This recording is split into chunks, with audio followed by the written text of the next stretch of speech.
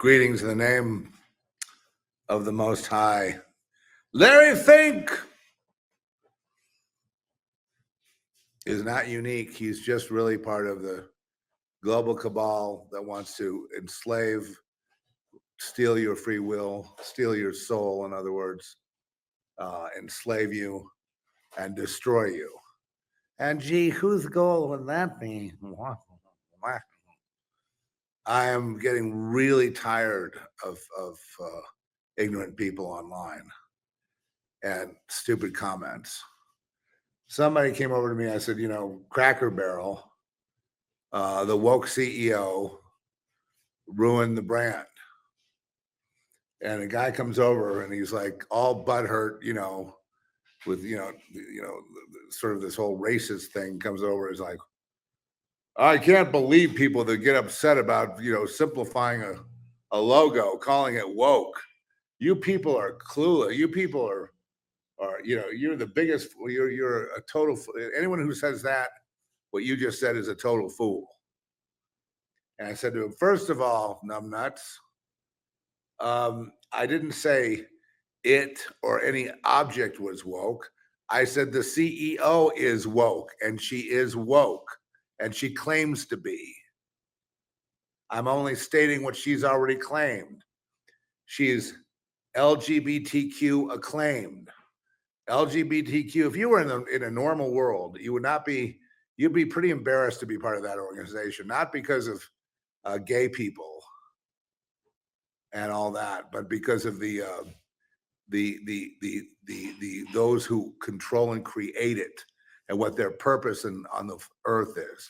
And this guy goes, it's all you boomer racists to say stuff like that. I said, look, genius, she ruined the brand. I'm making a prediction that the brand is going to go down because of what she did, period. And you're in a minority. So, and you're the racist, thinking that all the boomers are white supremacists. That makes you a racist. Okay? So anyway, bye. I don't want to see you again. Thank you.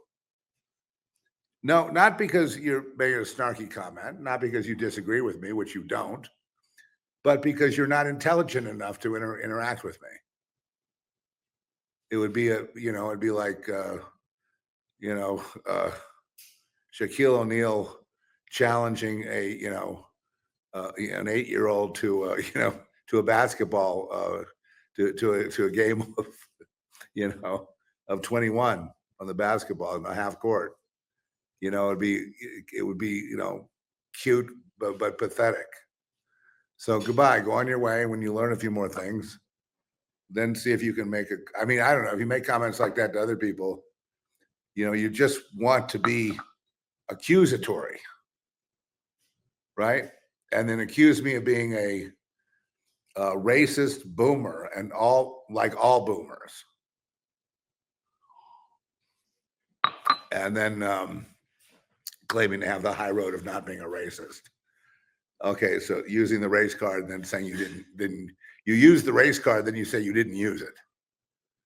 Okay, so we can't have fork-tongued little demon men and women running around our site, whether Facebook or social media or this site. Can't allow it to happen.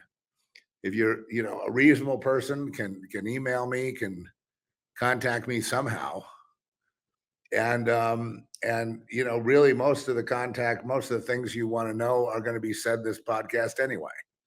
So it gets down to some kind of problem you have within your own self. And that's where it has been. I suggest just taking it to the Lord and asking for forgiveness for being stupid, because the Lord didn't obviously make you that way. You made yourself that way. And when you smarten up, come see me then. By then you won't have the same kind of snarky, stupid, inelegant comments. Okay, so enough of that. But no, I'm serious. It's hard to believe that there's dialogue like that, coming around me. I've done everything I could to get rid of people like that. I don't take new friends on Facebook. I don't approve that. There's hundreds of requests, but I don't take them. Why? Because I don't have time to vet them. I'm just there for a one-way street. That's me saying whatever I have to say and then moving on. I don't have time to get involved in conversations and Messenger. I don't do Messenger, and I'm not going to do it now. And social media is just basically a cyber ghetto. So what do I want to hang out there for? Right? It's like hanging out and it's like Larry Fink and his toilet head. Anyway, got another Larry Fink song coming your way, and I'll see if I can post it here after this.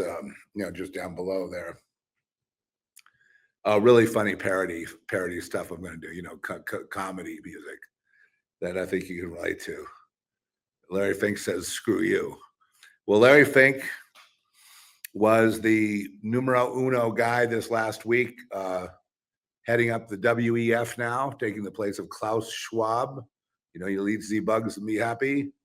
And then he also gave a big speech, I believe, at the Jackson Hole conference, which is one of the biggest and most corrupt financial conferences in the world, besides something like Bilderberg and the others, where these people just want to rule the world. And what they want to do is Larry Fink wants to withhold your money and your paychecks, or even make your paychecks go down, and digitize your money and then control it from a central AI center that will watch your every move and your behavior. And if you step out of line, down goes your income. And that's basically the entire plot. And if you take these organizations, whether it be all left-wing organizations, every one is, we say communism, but what does communism mean? What I just said, the scientific dictatorship of the totalitarian technocracy. And that means you enslaved and no free will, less and less freedom, living in compact cities like Pacific Palisades is going to be now. And we're doing everything we can do with that. And give, what's his name, Spencer Pratt, a little love. He's trying to promote his wife, I guess, that's a pop star, at the same time bring justice to Palisades because he lives there. And, he's on Gavin Newsom every day. But I'm afraid, if a vote for Gavin Newsom means you're retarded, period. Or you're like a lot of my Democrat friends, vexed. In other words, you're going to do it because you're used to doing that. And the other side is horrible, Trump and all that. You're not seeing the picture. The regime that's coming is neither Democrat or Republican. The whole point is you enslaved, you miserable, you malnourished, you dying, you dead. Understand? Your family dead, your children dead. And we talked about, I did an interview about the Dark Side of Society, which is out there, which you can see. I believe it's free on Tubi, so you can go to Tubi and see it there. We're making a special 4K Blu-ray DVD. And so we have a running commentary during the documentary. Larry, Wade Carroll, myself, and Trish, because Trish was a big part of the documentary. And talking, we do talk about, idiots and assholes who basically, I think there was a point where Trish said the word pandemic or plandemic. And they goes, see, this whole thing is fake. It's all right-wing conspiracy theory, and so therefore it's all bad, so throw the whole thing out. First of all, numbnuts, and I don't like that word. Just got on my tongue. First of all, genius. Plandemic is already pretty much agreed upon by the entire world. You're living in a bubble of stupidity, ignorance. And just because you're ignorant and and it's fine, you guys can go vote, the Marvel classics or Disney films up and vote any other kind of film that challenges your precious, stupid worldview that's completely inaccurate. You'll call it fake or some right-wing conspiracy theory. No, plandemic is what happened. That's why she said it. She's one of the premier researchers of this topic. Okay. And knows a lot more than a lot of people and has for a long time, and has tried to save people who are now dead from the jab. Okay?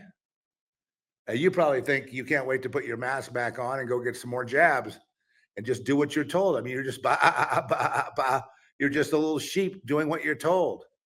No, I don't expect you would understand a documentary that talks about, uh, satanic abuse and that became an autobiographical aspect of a fictional film, or how I became a writer by channeling trauma, where I didn't have any help, and it just wound up being a feature film that then became a cult classic over the years and is still relevant today. Quentin Tarantino just played it down at his New Beverly Theater. Society, that is. But people sometimes take issue because they want more info about Society, the movie, which we've already been there and done that, and most people haven't seen it and won't see it. But if they see the documentary, they'll go see it. So for the ones who've seen it, you don't need any more behind the scenes. You've had plenty of behind the scenes. There's a little bit of behind the scenes we did, but that's it. It's about me and how I became a writer. And the big question that's asked on the documentary, and please, and if you get all this and you like it, go, vote it up. Please, don't just let the bad guys, that are just there as gatekeepers looking for anything like this to shut me up and to shut other people like me up from talking, because your future depends on us talking. Your whole way of life depends on people like me saying something that happened. I just so liking Babylon's Disney movies and all that is just basically kicking the can down the road. I mean, fine, they can make good movies, and Marvel can make good movies, and nice distraction, but the time is very limited right now. Your time is very brief, and you can spend it entertaining yourself, or you can spend it awakening and helping others to awaken. Anyway, yes, we have a society that's a two-tiered society, that there is a system underneath this system that rules it. I spent my whole life proving this to be true, and I am vindicated. And so when people want to take issue, and they or they'll go to Larry Humay and say, well, that's a pretty one-sided, they're accusing us of being one-sided because it was my interview. It wasn't up for debate. It was just my story. I don't care if you believe it or not. Just think about it. I mean, it really doesn't have anything to do with the veracity of the story. It's my story, and I believe it, and I say it.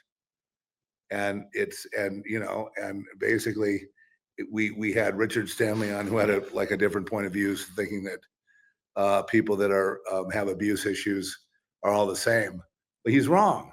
People have abuse issues all over the world. People are abused, yeah. But when they commit suicide, like my daughter did, then there's a problem. And when it's kept hush hush because Satanists were the ones that basically did her in, there's a problem. When they say there's no such thing as Satanism and all this other stuff is a right-wing conspiracy theory, there's a problem. And if you don't do anything about it, you will lose not your nation, your world, your life. You just kiss your kids goodbye now, and your bank accounts and your health and everything else. Or you can stand up to it.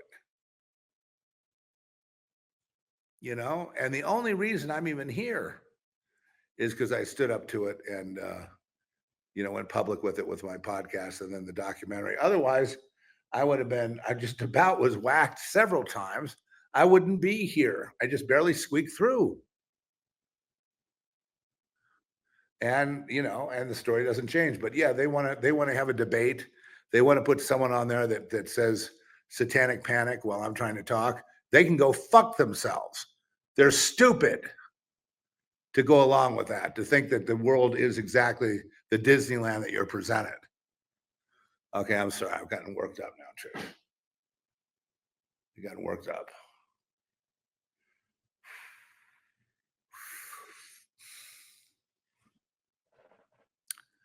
I've gotten a little worked up. I've got my glasses on because my eyes are bleary-eyed from lack of sleep, and it's just the way it goes. I was having trouble. I needed oxygen. You know, yeah, almost dead anyway.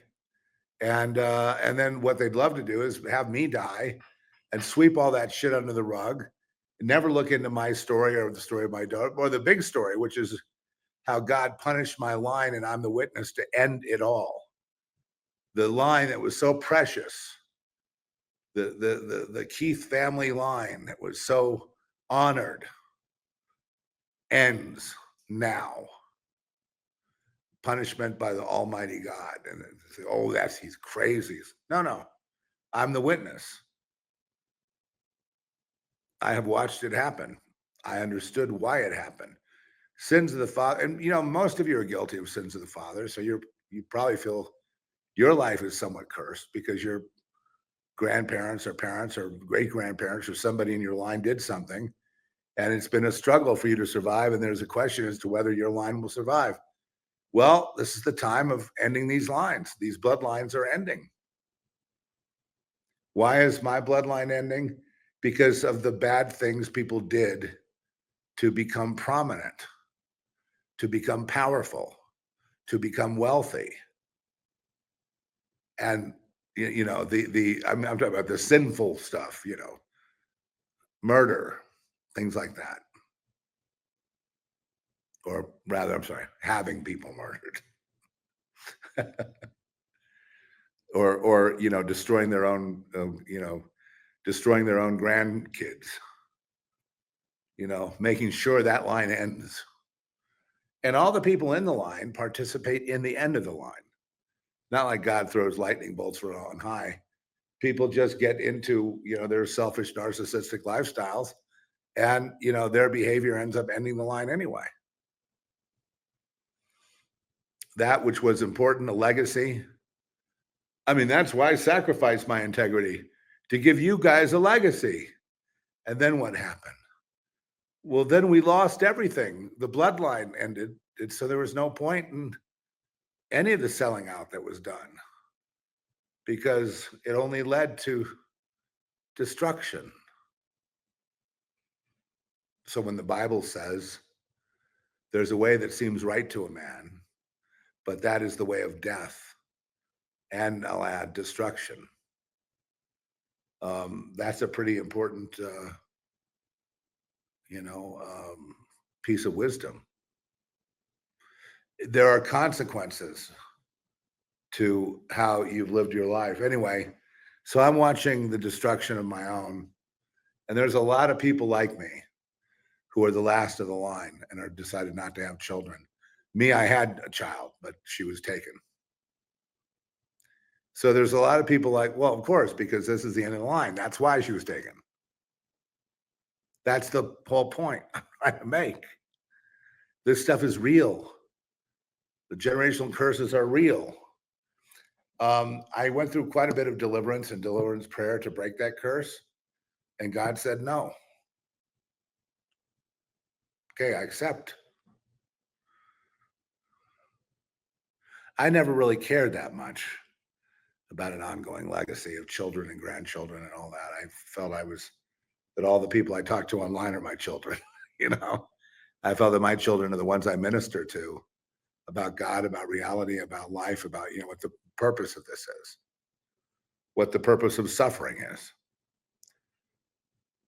And a lot of people my age and older are suffering from old age, and they wonder, well, why are we putting up with all this?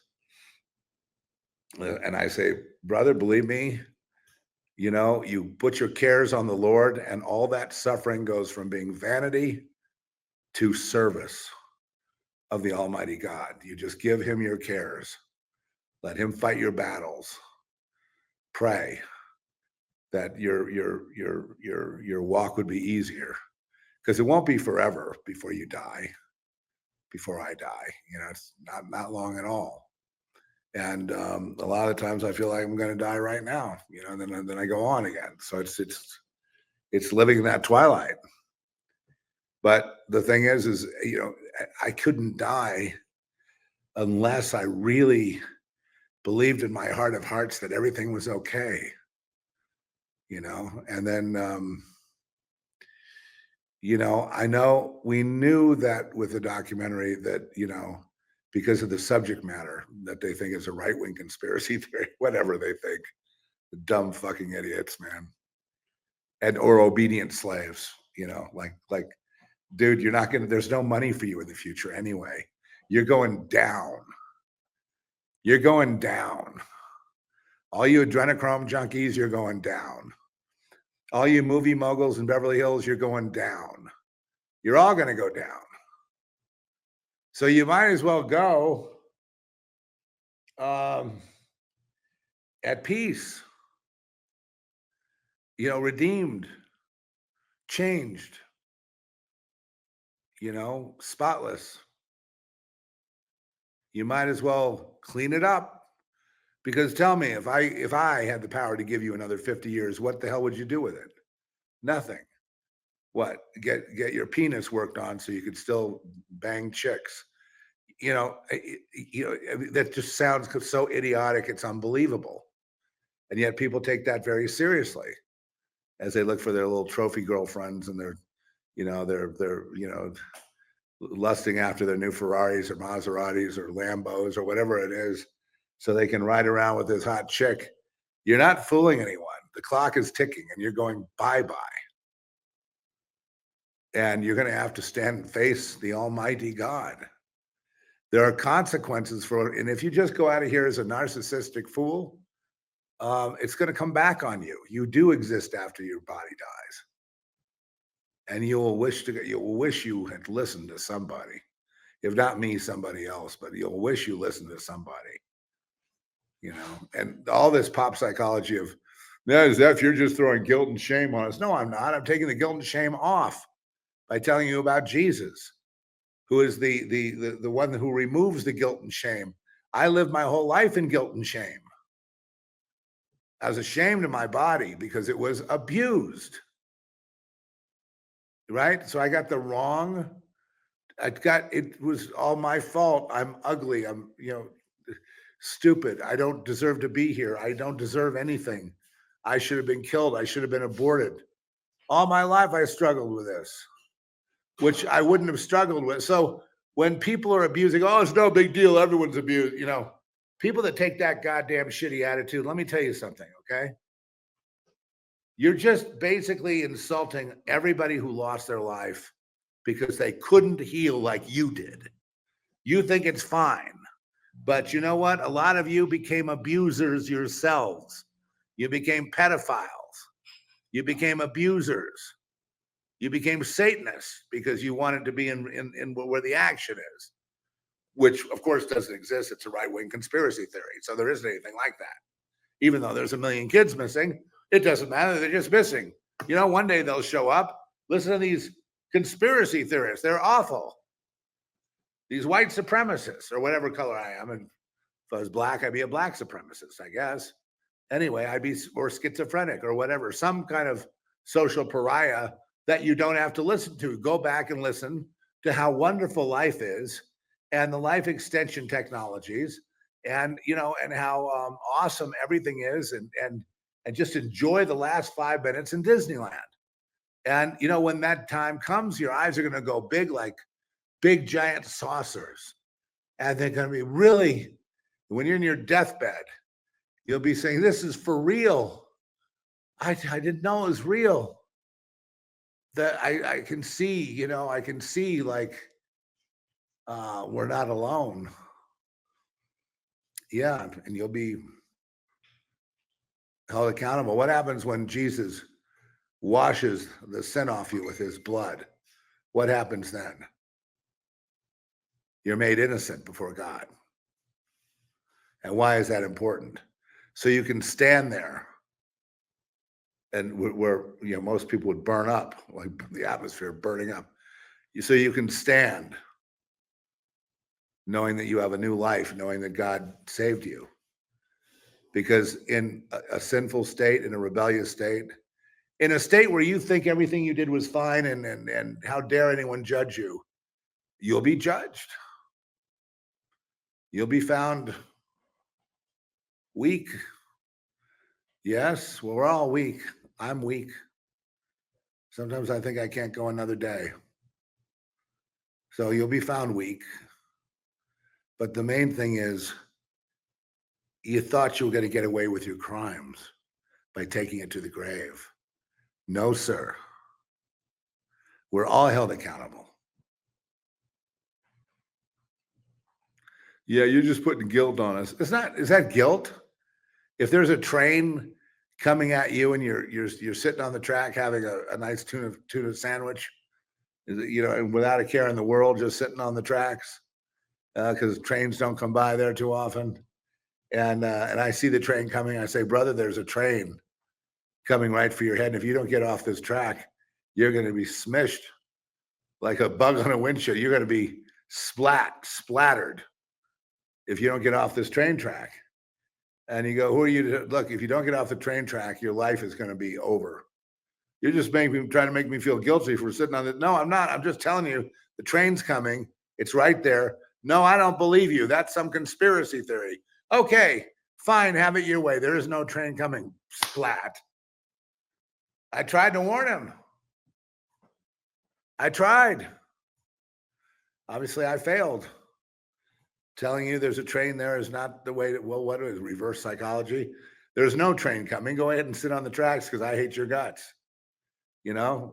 Actually, I love you and I want to save you because you're not even your same person. You're like this mean ogre, that life has beat you up pretty good. So you want to take it out on everybody else. You got a right to be angry. You got a right to throw things around. You got a right to abuse your wife. You got a right to abuse your kids. You got a right to say whatever you want. You got a right to really tear it up, throw your weight around. Well,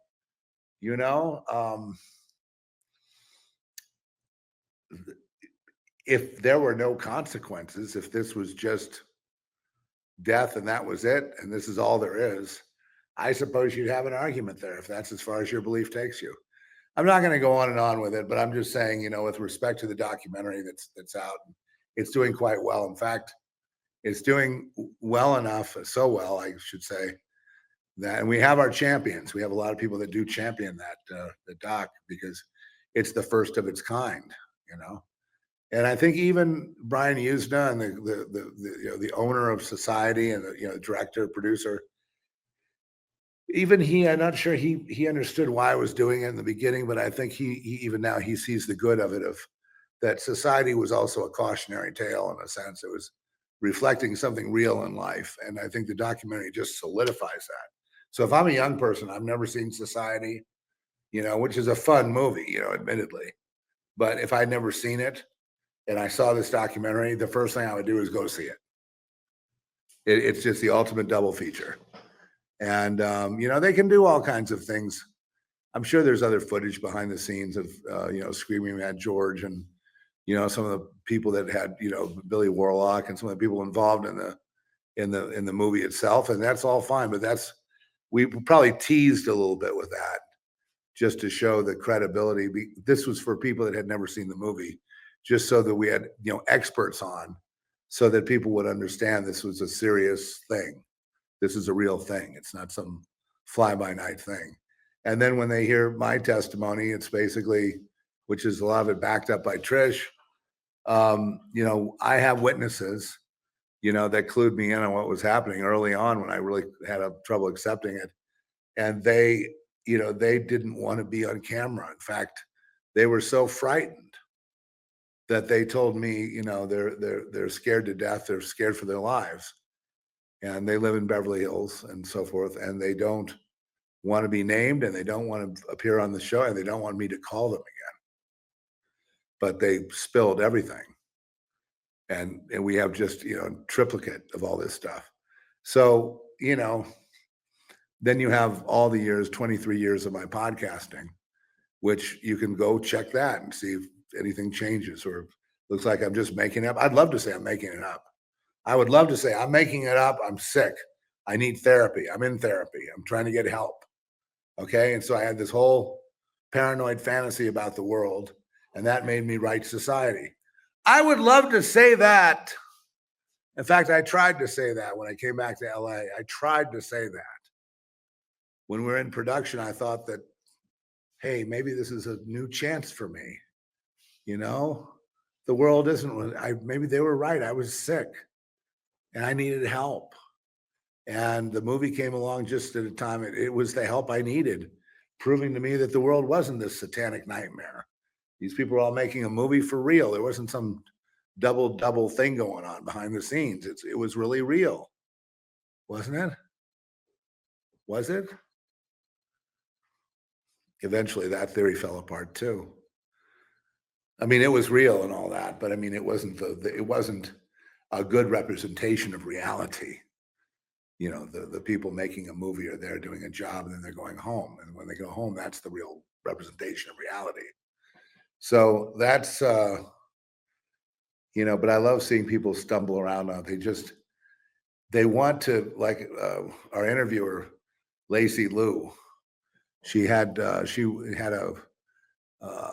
podcast called Pop Horror at one time. And she's been a supporter of Larry Wade Carroll's and ours for years. And then she was the interviewer. She's um, a really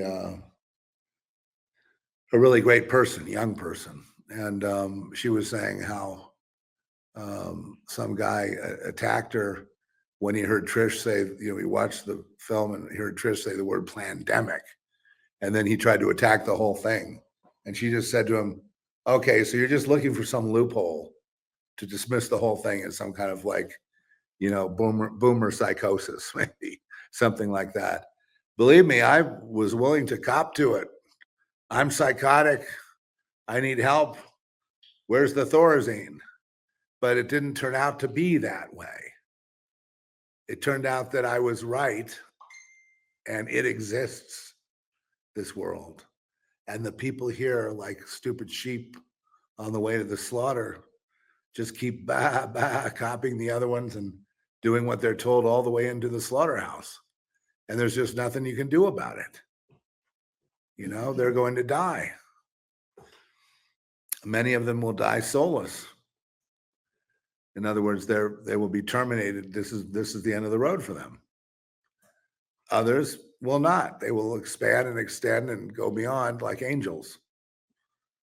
You know, it's you know, a lot of people, I mean, like me, if it was like, you know, you want to be good so you can come back here and have a better life. No, I don't want to come back here. I never did want to come back here in the first place. You know, I just like to move on and you know, sort of stretch out and expand and be, you know, invisible or visible or whatever, you know, to expand into the quantum realm. And that's what I intend to do. And that's what my destiny is. And it's could I have done better during all the years I had to deal with this? I did the best I could, being that I was under siege most of the time. I was being persecuted most of the time. So it's very difficult to like make a contribution to society or make things better when you're being persecuted or when you're being stalked or gang stalked. It's very difficult when they're trying to ruin your life to say, okay, I'm going to do this or that and make my contribution, even though you're all trying to kill me. I mean, yeah, but you're paranoid. You need help. Oh, I do. And then it's like, I go to therapy. They go, well, there's nothing wrong with you. You have no excuse. You should have been creating something to make the world a better place. Why didn't you? I did everything I could do. Did you? Or were you just paranoid? Or you're just selfish? What is it? Oh, man, really. That's an awful lot of thinking that one has to do with regards to all that stuff. I had to figure it out because my life was never going to be just accept it, do what you got to do to not get kicked out of Disneyland, and then just do Disneyland. I just couldn't do Disneyland. And this is a joke, right? I mean, pretty much. You know, it's a chance for you guys to shine and do some good, thwart back the evil, but it looks like most people are just giving up. Around here in the United States, it looks like, I don't know, most people have given up and they just go along, you know, and you look at how many people put the mask on, every one of those people has given up. They just want to be told what to do. And they're going to be told right into the grave. So this is a pretty heavy podcast. Meanwhile, what we're going to be doing is going to be going into this sort of age of cleaning up the mess of the deep state, insane profits for companies, corporations, small businesses, individuals that want to work. They will be rewarded in this time period. I don't say it's forever, but there definitely is going to be a period where in some places around the world, the rule of law will actually be in order. And there will be some good things, but I mean, it's tainted by the fact that the world's basically evil and the human heart is evil. We'll just do the best we can, which is not good enough. Okay, with that, I bid you.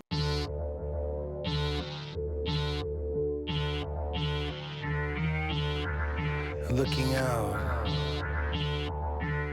at the devastation. I'm still here. I'm here. I'm still here.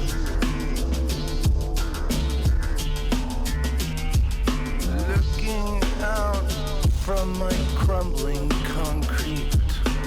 Just turned the power off last week.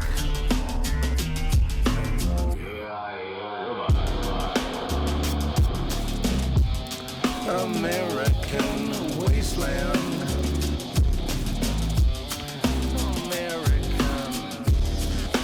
American wasteland. American wasteland. Exploit the people. Steal all their water. Burn down them buildings and call it progress. One day you'll get caught for what you did. I can see you planning another devastation.